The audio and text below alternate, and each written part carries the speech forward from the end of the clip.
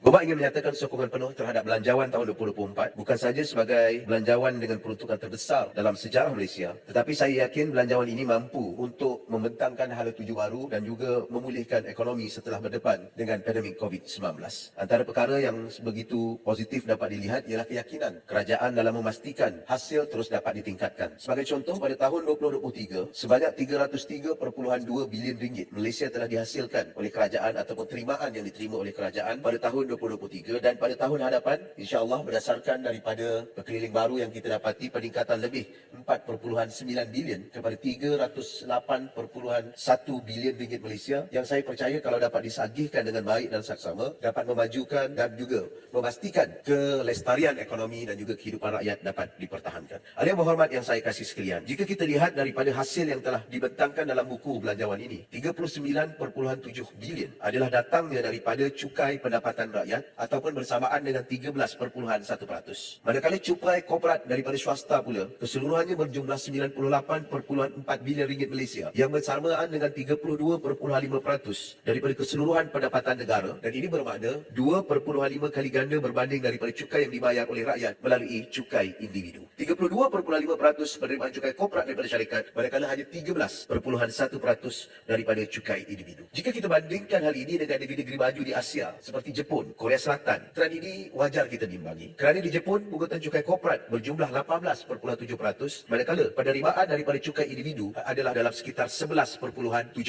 Di Korea Selatan pula disebabnya hampir sama. Cukai korporat menyumbang 18.8%, manakala 12.1% datangnya daripada cukai-cukai individu. Kalau kita teliti 38 negara yang sebahagian besarnya adalah negara-negara maju dan beberapa negara yang hampir mencapai taraf negara maju, daripada 38 buah negara tersebut, hanya 3 negara mempunyai pungutan cukai individu yang lebih rendah berbanding dengan cukai korporat, iaitu Chile dengan 24.3% individu berbanding 10.2% korporat, Colombia 23% cukai individu dan 7.7% adalah cukai korporat, Costa Rica 8.4% cukai individu berbanding 6.8% cukai korporat. Persoalannya di sini harus kita nyatakan, adakah ini merupakan trend yang sihat ataupun sebenarnya rakyat tidak ingin membayar cukai ataupun tidak mampu untuk membayar cukai. Justru upahan dan penggajian merupakan perkara yang sangat penting untuk kita lihat dan kita dambakan terhadap rakyat dan juga pekerja-pekerja yang ada dalam negara kita. Jabatan Perangkaan Negara ataupun Department of Statistic Malaysia telah mengeluarkan laporan yang memberikan gambaran, iaitu dengan izin Household Income Survey Report 2022. Dalam laporan itu ketara sekali menunjukkan tahap kesenjangan ataupun tahap jurang di antara pendapatan isi rumah dalam negara kita. 72.6% keluarga mempunyai pendapatan RM10,000 dan ke bawah, manakala golongan yang berpendapatan RM16,000 dan ke bawah isi rumah hanyalah sekitar 11.5%.